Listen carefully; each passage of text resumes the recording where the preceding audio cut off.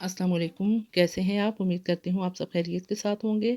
आज मैं आपके साथ बहुत ही ज़ायकेदार टिंडे और गोश्त के सालन की रेसिपी को शेयर कर रही हूँ, जो कि बहुत ही टेस्टी, लज़ीज़ और ज़ायकेदार ये बनकर तैयार होगा।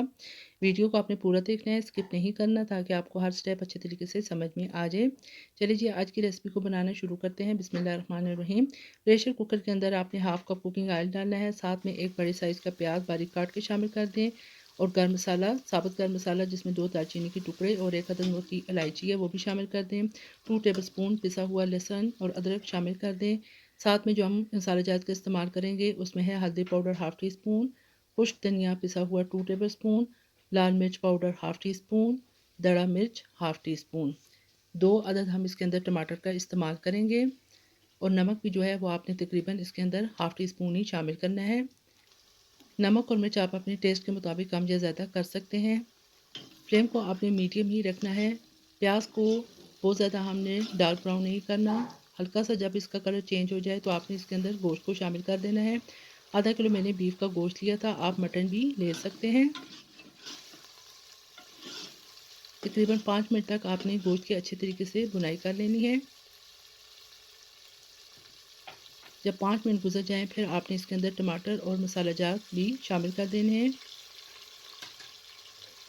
ये बहुत ही खुशबूदार ज़ायकेदार ये सालन बनकर तैयार होगा। मसाला जार डालकर मज़ीद आपने 3 से 4 मिनट तक अच्छे तरीके से इसकी भुनाई कर लेनी है, ताकि मसालों को अच्छा सा कलर आ जाए। फिर उसके बाद आपने इसके अंदर 2 ग्लास पानी शामिल कर देने हैं और प्रेशर लगा के तकरीबन 10 मिनट के लिए ढक्कन बंद कर देना है, ताकि जो गोश्त है वो भी अच्छे तरीके से गल जाए। पानी हम इसके अंदर तकरीबन 2 ग्लास इस्तेमाल कर रहे हैं। ये देखिए जी, तकरीबन 10 मिनट मैंने कुकर का ढक्कन बंद करके इसे पकने के लिए छोड़ दिया था। आप देख सकते हैं कि गोश्त भी अच्छे तरीके से गल चुका है और मसाला भी बहुत अच्छा सा तैयार हुआ है। इस स्टेज पर फिर आपने इसके अंदर तकरीबन आधा किलो टिंडे शामिल कर देने हैं। टिंडे को मैंने इस तरह बहुत ज़्यादा बारीक भी नहीं काटा और बहुत मोटा भी नहीं, दरमियाने साइज़ के इस तरीके से मैंने पीस बनाए हैं। टिंडे डालकर मज़ीद आपने 3 से 4 मिनट तक अच्छे तरीके से भुनाई कर लेनी है।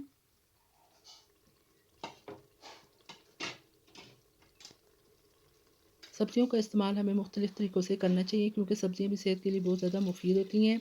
अब आप इसके अंदर 1 से 1.5 ग्लास पानी शामिल कर दें और मीडियम टू लो फ्लेम पर इसको कवर करके तकरीबन 10 से 15 मिनट के लिए छोड़ दें, ताकि टिंडे भी जो हैं वो अच्छे तरीके से गल जाएँ।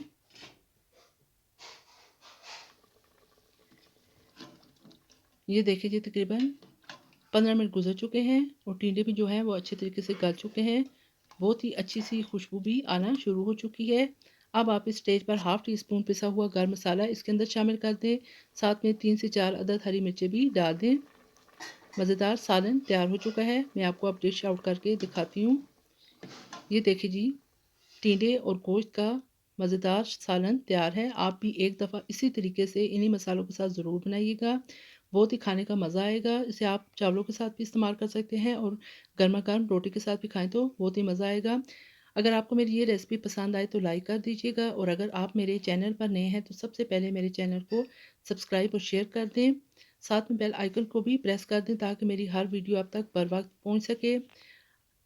फिर इंशाल्लाह एक और नई वीडियो के साथ आपकी खिदमत में दोबारा हाज़िर होंगी। इजाज़त दीजिएगा। अल्लाह हाफ़िज़।